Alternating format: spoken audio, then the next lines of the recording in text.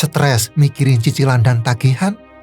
Mungkin bukan kurang kerja keras, tapi ada 9 virus pikiran yang sabotase finansialmu.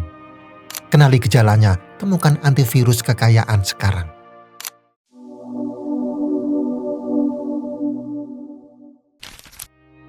Zig Ziglar berkata, uang bukanlah yang terpenting dalam hidup, tetapi uang mempengaruhi hampir semua hal yang penting dalam hidup. Jika kamu merasa sudah bekerja keras, berhemat, tapi masih ada tembok besar yang menghalangimu untuk mencapai kebebasan finansial, jawabannya terletak pada pola pikirmu. Tanpa kamu sadari, ada keyakinan-keyakinan tersembunyi yang justru menjauhkanmu dari kemakmuran. Dan sekarang, mari kita bedah satu persatu. Yang pertama, mentalitas kekurangan. Pola pikir pertama yang sering menjerat adalah mentalitas kekurangan. Ini adalah keyakinan mendasar bahwa sumber daya itu terbatas, tidak cukup untuk semua orang, termasuk kamu. Kamu mungkin sering berpikir, uang itu susah dicari, atau kalau aku punya lebih banyak, pasti orang lain jadi kekurangan. Seperti yang pernah dikatakan oleh Stephen Covey, mulailah dengan tujuan akhir dalam pikiran. Jika sejak awal pikiranmu mulai tertutup dengan rasa kekurangan, bagaimana kamu bisa termotivasi untuk mencari peluang dan menciptakan kelimpahan? Coba renungkan, apakah kamu sering merasa khawatir berlebihan tentang uang, bahkan untuk hal-hal kecil? Apakah kamu cenderung fokus pada apa yang tidak kamu miliki daripada bersyukur atas apa yang sudah kamu punya? Mentalitas ini akan membuatmu takut mengambil resiko, takut berinvestasi, dan akhirnya stagnan di tempat yang sama. Yang kedua, takut mengambil resiko dan keluar dari zona nyaman. Pola pikir berikutnya adalah ketakutan untuk mengambil risiko dan keluar dari zona nyaman. Untuk mencapai kekayaan, kita perlu mencoba hal-hal baru, berinvestasi, atau bahkan memulai bisnis sendiri. Namun jika kamu selalu dihantui rasa takut kegagalan, takut kehilangan uang, atau takut dikritik, kamu akan terus berputar-putar di zona nyamanmu. Robert Kiyosaki, penulis buku Rich Dad Poor Dad, pernah berkata, orang kaya fokus pada aset, sedangkan orang miskin dan kelas menengah fokus pada pengeluaran. So, mengambil risiko yang terukur, seperti berinvestasi pada aset yang berpotensi menghasilkan keuntungan, adalah bagian penting dari membangun kekayaan.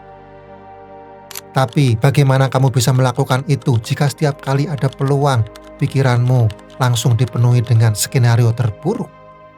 Ingat, tidak ada kesuksesan besar yang diraih tanpa keberanian untuk melangkah keluar dari zona nyamanmu. Yang ketiga, percaya bahwa uang itu jahat atau hanya untuk orang tertentu. Mungkin kamu pernah mendengar atau bahkan memiliki keyakinan bahwa uang itu jahat atau kekayaan hanya untuk orang-orang tertentu saja. Pola pikir ini bisa berasal dari pengalaman masa lalu, lingkungan sosial, atau bahkan ajaran yang salah. Akibatnya, secara tidak sadar, kamu menjauhi peluang untuk menjadi kaya karena merasa bersalah atau tidak pantas. Hart Ecker dalam bukunya Secret of the Millionaire Mind menulis, orang kaya percaya, saya menciptakan hidup saya. Orang miskin percaya, hidup terjadi pada saya. Jika kamu percaya bahwa kekayaan adalah sesuatu yang hanya bisa didapatkan oleh segelintir orang beruntung, kamu akan cenderung pasif dan tidak mengambil tanggung jawab penuh atas kondisi finansialmu. So, ubahlah keyakinanmu. Uang hanyalah alat. Dan bagaimana kamu menggunakannya tergantung pada dirimu sendiri. Yang keempat, kebiasaan menunda dan tidak disiplin dalam keuangan. Pola pikir negatif juga tercermin dalam kebiasaan menunda dan kurangnya disiplin dalam mengelola keuangan. Kamu mungkin sering menunda untuk membuat anggaran, menunda untuk berinvestasi, atau bahkan menunda untuk mencari penghasilan tambahan. Akibatnya, uangmu habis begitu saja tanpa kamu sadari, dan peluang untuk mengembangkan kekayaan pun terlewatkan. Jim Rohn pernah memberikan nasihat yang sangat berharga. Disiplin adalah jembatan antara tujuan dan pencapaian.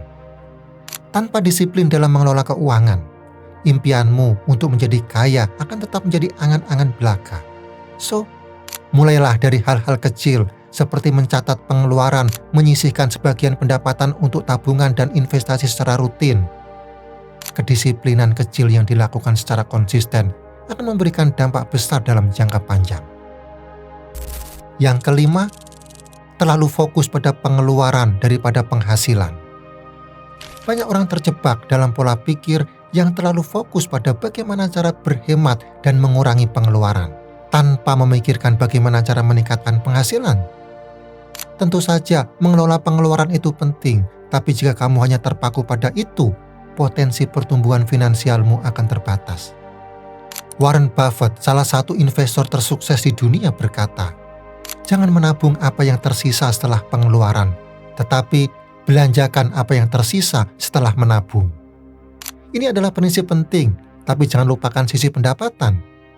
Pikirkan cara-cara untuk meningkatkan penghasilanmu, entah itu melalui pekerjaan sampingan, freelance, atau mengembangkan skill baru yang lebih bernilai di pasar.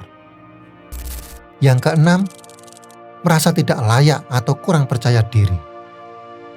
Seringkali penghalang terbesar menuju kekayaan adalah kurangnya rasa percaya diri dan merasa tidak layak untuk menjadi kaya.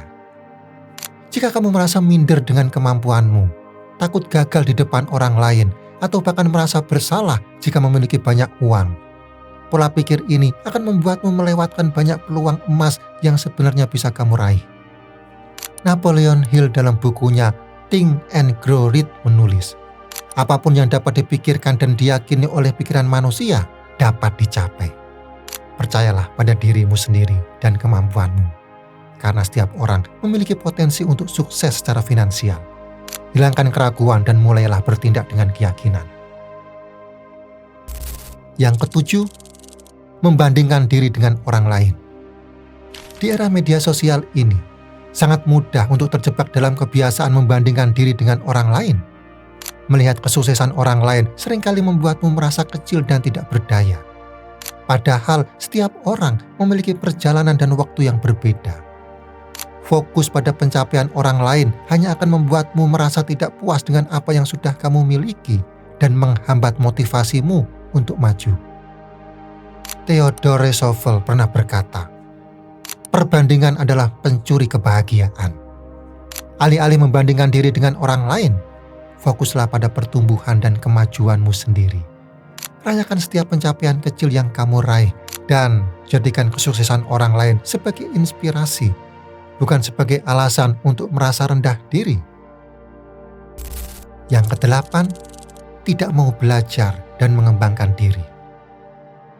Dunia terus berubah, dan begitu juga dengan dunia keuangan. Jika kamu tidak mau belajar dan mengembangkan diri, kamu akan tertinggal. Pola pikir yang menganggap bahwa apa yang kamu ketahui saat ini sudah cukup akan menjadi penghalang besar untuk mencapai kekayaan. Benjamin Franklin pernah mengatakan, investasi dalam pengetahuan selalu membayar bunga terbaik. So, luangkan waktu untuk membaca buku tentang keuangan, mengikuti seminar atau webinar, belajar dari mentor yang sukses, dan terus mengasah skill yang relevan dengan tujuan finansialmu. Ingat, pengetahuan adalah kunci untuk membuka pintu peluang. Yang kesembilan, berpikir jangka pendek dan kurangnya memiliki tujuan finansial yang jelas. Tanpa tujuan finansial yang jelas dan pola pikir jangka panjang, kamu akan seperti kapal tanpa nahkoda yang terombang-ambing di lautan. Kamu bekerja keras tapi tanpa arah yang jelas, semua usahamu bisa jadi sia-sia. Dennis Waitley berkata, "Pemenang tahu kemana mereka pergi, apa rencana mereka untuk sampai ke sana, dan siapa yang akan membantu mereka di sepanjang jalan." Tetapkan tujuan finansial yang spesifik, terukur, dapat dicapai, relevan, dan terikat waktu atau SMART. Buat rencana yang jelas untuk mencapainya dan tinjau secara berkala kemajuannya. Dengan tujuan yang jelas, kamu akan lebih termotivasi dan fokus dalam mengambil tindakan. Dan sekarang, mari kita sejenak merenung. 9 pola pikir ini bukan sekedar teori, tapi cerminan dari pergulatan batin yang mungkin sedang kamu alami. Apakah ada satu atau lebih poin yang terasa begitu dekat dengan caramu berpikir selama ini? Jangan berkecil hati. Kesadaran adalah langkah pertama menuju perubahan. Ingat kata-kata bijak dari para motivator tadi. Kekayaan sejati bukan hanya tentang tumpukan materi, tapi juga tentang kebebasan memilih, tentang kemampuan untuk berkontribusi lebih, dan tentang rasa aman dalam menjalani hidup. Setiap kali pikiran negatif menghampirimu, tantanglah. Ketika rasa takut menghalangi, ingatlah potensi besar yang ada di dalam dirimu. Ketika kamu tergoda untuk membandingkan diri, fokuslah pada proses pribadimu. Percayalah, kamu memiliki kekuatan untuk mengubah pola pikirmu. Selangkah demi selangkah. Mulailah hari ini, ambil tindakan kecil namun konsisten. Investasikan waktu dan energimu pada pengembangan diri dan pengelolaan keuangan yang bijak. Ingat, perjalanan menuju kekayaan adalah maraton, bukan sprint. Dengan perubahan pola pikir yang tepat, kamu sedang membangun fondasi yang kokoh untuk masa depan finansial yang lebih cerah.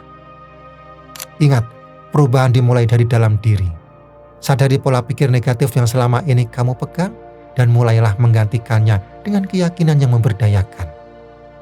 Sebagai penutup, mari kita renungkan kembali kata-kata dari Henry Ford.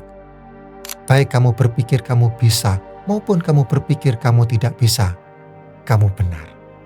Pilihlah untuk percaya bahwa kamu bisa mencapai kebebasan finansial. So, jika kamu merasa konten ini bermanfaat, jangan lupa untuk like, komen, dan share video ini ke teman-temanmu. Subscribe juga channel ini sekarang. Sampai jumpa di video berikutnya. Tetap semangat dan teruslah bertumbuh.